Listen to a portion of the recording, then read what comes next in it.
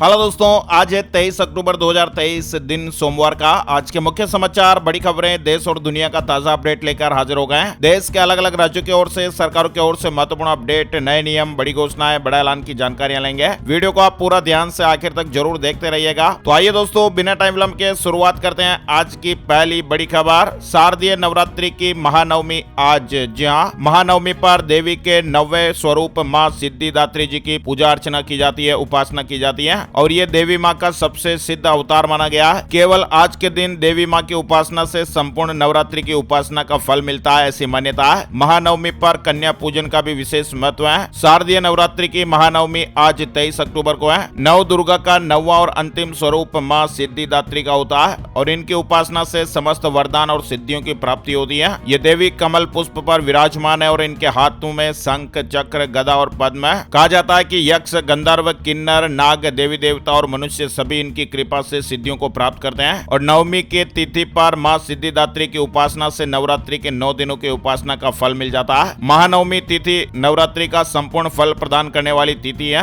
और आज के दिन हर तरह की मानसिक और शारीरिक समस्याओं से मुक्ति मिल सकती है, धन और संपन्नता की प्राप्ति हो सकती है। देवी रोग बीमारियों को दूर करने का भी वरदान देती है। देवी के मंत्र ओम ह्रीं दुर्गाय नमः का आप जाप करें। माँ सिद्धिदात्री के सामने घी का चौमुखी दीपक जलाएं। संभव हो तो माँ को कमल का फूल भी अर्पित करें। कमल का फूल नहीं मिल पा रहा तो कोई भी लाल फूल अर्पित कर दें। माँ सिद्धिदात्री को मिश्री, गुड़, हरी सौंप, केला, दही, देसी घी और पान का पत्ता अर्पित करें। देवी का बीज मंत्र भी जप करें। ओम ह्रीं क्लीं चामुंडाय विचे नमो नमः। नवरात्रि महानवमी 2023 की आपको ढेर सारी शुभकामनाएं और बधाइयां। नवरात्रि महानवमी की पूजा विधि, शुभ मुहूर्त, मंत्र, कथा और आरती भी आप यहाँ पर देख सकते हैं। महानवमी पूजा सामग्री में क्या क्या जरूरत होती है, महानवमी पूजा मुहूर्त 2023 की जानकारी भी आपको दिखाई गई है। पूजा विधि भी आप यहाँ पर देख सकते हैं। महानवमी के दिन गुलाबी रंग के कपड़े पहनना शुभ माना गया। नवरात्रि के 90 दिन आज माता रानी को काले चने, हलवे, खीर और पूरी का भोग भी आप लगा सकते हैं। कन्याओं के पैर धोकर उन्हें स्वच्छ आसन पर बिठाएं। कन्या पूजन भी आज बहुत महत्वपूर्ण बताया गया है। हैप्पी दुर्गा नवमी, महानवमी की हार्दिक शुभकामनाएं। खबरों के सिलसिला आगे बढ़ाते हैं। भारत ने 20 साल बाद न्यूजीलैंड को वर्ल्ड कप में हरा दिया है। लगातार 5वीं जीत के साथ टेबल टॉपर बना है। कोहली ने 95 रन बनाए, यानी भारत ने वर्ल्ड कप 2023 में लगातार 5वीं जीत हासिल की। टीम ने न्यूजीलैंड को 4 विकेट से हरा दिया। लाइव क्रिकेट मैच का करोड़ों लोगों ने एक साथ मुकाबला देखा।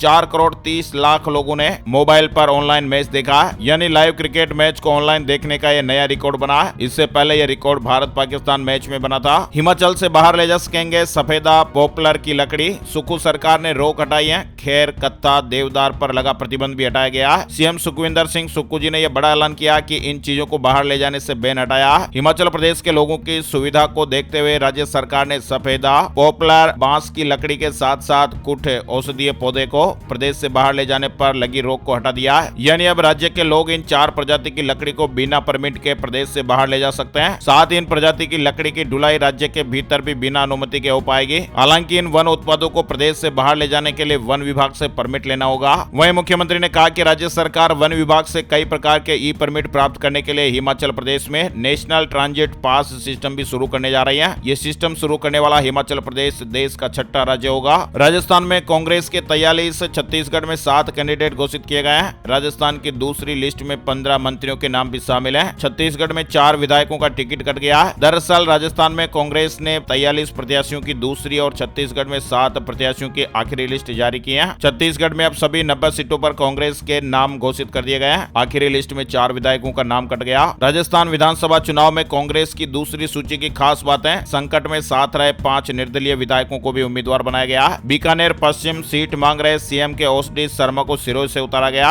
नेता प्रतिपक्ष रहे रामेश्वर डूडी की पत्नी सुनीता को नोखा से टिकट मिला। कांग्रेस ने चुनाव के लिए राजस्थान में समन्वय समिति का गठन कर दिया है। मोहन प्रकाश अध्यक्ष बनाए गए। अग्निवीर अक्षय लक्ष्मण एलओसी पर शहीद हो गए। सियाचिन ग्लेशियर में इन्हें पोस्टिंग मिली थी। शहीद अग्निवीर जवान अक्षय लक्ष्मण सियाचिन में तैनात है, यानी लाइन ऑफ ड्यूटी पर तैनाती के दौरान शहीद होने वाले पहले अग्निवीर हैं लक्ष्मण। ट्विटर पर फायर एंड फ्यूरी कॉर्प्स द्वारा शहीद जवान को श्रद्धांजलि दी गई है। अग्निवीर के परिवार को आर्थिक मदद भी मिलेगी। स्क्रीन पर आप जानकारी देख सकते हैं। इसरो का प्लान 2025 तक महिलाएं स्पेस में जाएंगी। सोमनाथ बोले अगला मिशन 3 दिन का होगा। इससे पहले फीमेल रोबोट भेजी जाएंगी। इसरो साल 2025 तक महिलाओं को स्पेस में भेजने की प्लानिंग कर रहा है। नेपाल में एक दिन में 5 बार भूकंप के झटके महसूस हुए। सबसे सबसे तेज झटका 6.1 का था और सबसे कम 4.1 का रहा। वहीं दिल्ली और बिहार में भी भूकंप के झटके महसूस किए गए। नेपाल में रविवार शाम को 5:18 पर 5वीं बार भूकंप का झटका महसूस हुआ। इससे पहले नेपाल के धादिङ में सुबह 7:39 पर 6.1 तीव्रता का भूकंप आया।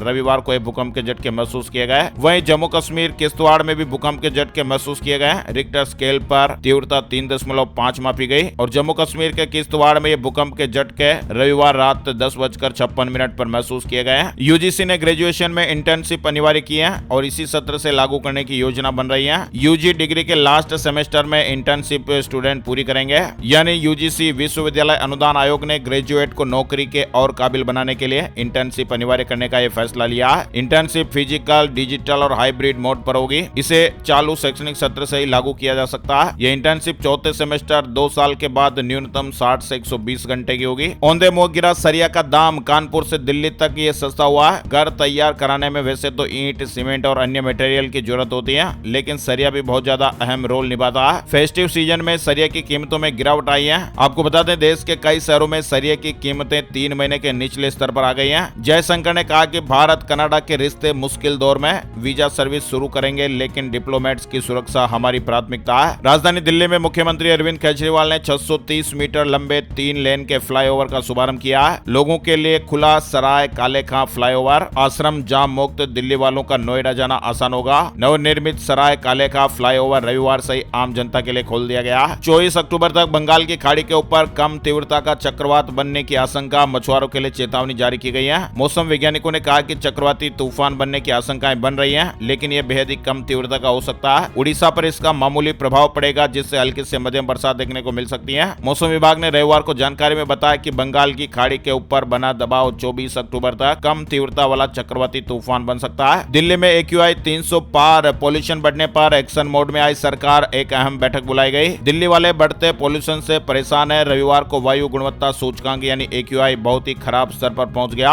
रविवार को 313 तक AQI पहुंच गया। लगातार खराब होती हवा से लोगों को सांस लेने में दिक्कत और आंखों में जलन होती है। भारत का सबसे बड़ा बिजनेस पार्टनर बना अमेरिका। पहली 6 माह में दोनों देशों के बीच 59.67 अरब डॉलर का व्यापार हुआ है। सुप्रीम कोर्ट ने बड़ा अपडेट दिया है। लंबित मामलों के तेज निपटारे पर सुप्रीम कोर्ट का जोर। निचली अदालतों को अहम निर्देश जारी किए गए हैं। इजरायल और हमास युद्ध से जुड़े अपडेट भी जान लेते हैं। हमास और इजरायल के बीच जारी युद्ध ने राजधानी में पढ़ रहे फिलिस्तीनी छात्रों को मनोवैज्ञानिक आघात पहुंचाया है। कुछ छात्रों का परिवार से संपर्क टूट गया है। उनके पास खाने पीने के पैसे खत्म हो गए। हर दिन बस स्वजन की चिंता में कट रहे हैं। दिल्ली में पढ़ रहे फिलिस्तीनी छात्रों का दर्द छलका है। इजरायल ने हमास के डिप्टी कमांडर को मार गिराया। तोपखाने की जिम्मेदारी यह संभालता था। गाजा पट्टी में हमास के खिलाफ युद्ध का बिगुल बजा रहे इजरायल को यह बड़ी सफलता हासिल हुई है। इजरायली लड़ाकू विमानों की बमबारी में हमास के डिप्टी कमांडर को मार गिराया गया। वहीं लेबनान के लिए साबित होगा विनाशकारी। जंग में हिजबुल्लाह की एंट्री पर इजरायली पीएम बेंजामिन नेतन्याहू की चेतावनी आई है। इजरायल के प्रधानमंत्री बेंजामिन नेतन्याहू ने लेबनान के आतंकवादी ग्रुप हिजबुल्लाह को कड़ी चेतावनी दी है। नेतन्याहू ने कहा कि अगर हमास और इजरायल के बीच जंग में हिजबुल्लाह प्रवेश करता है तो उसे इतनी बड़ी कीमत चुकानी पड़ेगी कि जिसका वो अंदाजा भी नहीं लगा सकता है। वहीं इजरायल और हमास की जंग में अब ईरान भी कूद सकता है, एक्सपर्ट ने आशंका जताई है। वहीं इजरायल और हमास जंग के बीच चीन क्या कुछ कर रहा है। खबरें हैं कि इजरायल और हमास के बीच चल रहे युद्ध से क्षेत्र में तनाव बढ़ने के कारण चीन की पीपुल्स लिबरेशन आर्मी ने मध्य पूर्व में 6 युद्धपोत तैनात कर दिया है।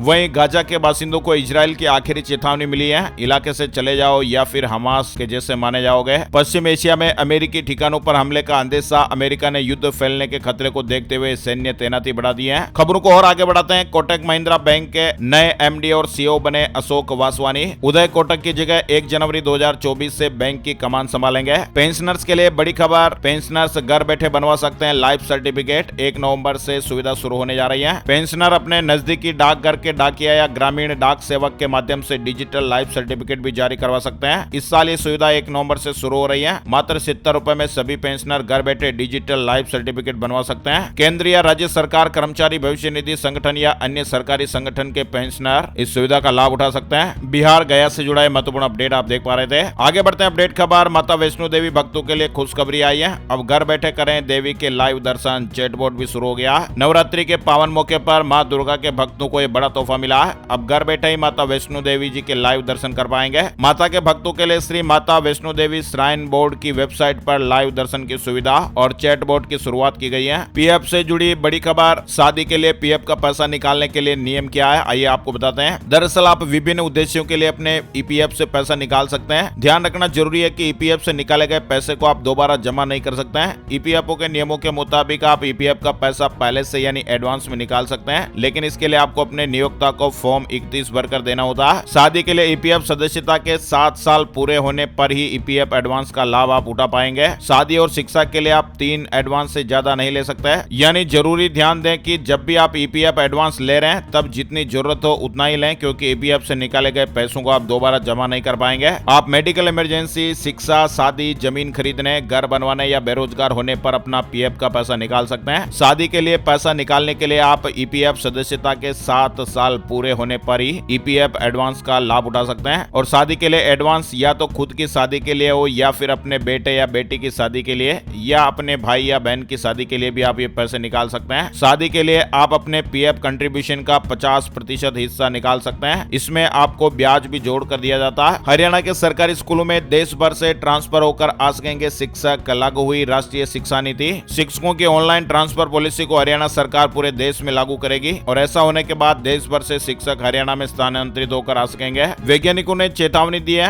अन्य हिमालयी राज्यों में भी आ सकती है सिक्किम जैसी आपदाएं, खतरा मंडरा रहा है। वहीं सरकार ने हिमनद जिलों के खतरों का पता लगाने के लिए एक और नया अपडेट दिया। हिमनद जिलों के खतरों का सरकार पता लगाएगी। सिक्किम की विनाशकारी बाढ़ से सबक लिया, निगरानी प्रणाली भी स्थापित की जाएगी। महाराष्ट्र में अहमदाबाद क्राइम ब्रांच की छापेमारी, औरंगाबाद की फैक्ट्री से 500 करोड़ रुपए की कोकीन, केटामाइन और एमडी ड्रग्स जब्त हुआ है। हरियाणा में ग्रुप डी के 13,000 से अधिक पदों के लिए आयोजित की गई सीईटी परीक्षा संपन्न हो गई है। एग्जाम के लिए 13,76,000 उम्मीदवारों ने रजिस्ट्रेशन कराया था। 5,21,000 उम्मीदवार ऐसे रहे जो एग्जाम में शामिल नहीं हुए। पीएम किसान योजना पर बड़ा अपडेट आया। इन किसानों से वापस ली जाएगी सम्मान निधि की राशि। 30 नवंबर तक कर ले ये काम। अगर प्रधानमंत्री किसान सम्मान निधि योजना का लाभ इन लोगों ने लिया है या ऐसे लोगों ने लिया है जो कि आयकर दाता किसान है या फिर सरकारी नौकरी कर रहे हैं, तो ऐसे लोगों को सम्मान निधि की राशि वापस लौटानी पड़ेगी। नोटिस मिलने के बाद समय सीमा के अंदर राशि नहीं लौटाने वाले किसानों पर कार्रवाई की जाएगी। दिल्ली सरकार ने इलेक्ट्रिक वाहनों के लिए बनाई गई नीति को 31 दिसंबर तक बढ़ाया है। पंजाब सीएम से मिला 6 राज्यों का प्रतिनिधिमंडल। अंतर्राज्यीय व्यापार शुरू करने का प्रस्ताव रखा, भगवंत मान ने सहमति दी है। सरकारी बीमा कंपनियों के अच्छे दिन आने वाले हैं। खबर है कि वित्त मंत्रालय घाटे में चल रही सार्वजनिक क्षेत्र की 3 साधारण बीमा कंपनियों में चालू वित्त वर्ष की चौथी तिमाही में पूंजी डालने पर विचार करेगा।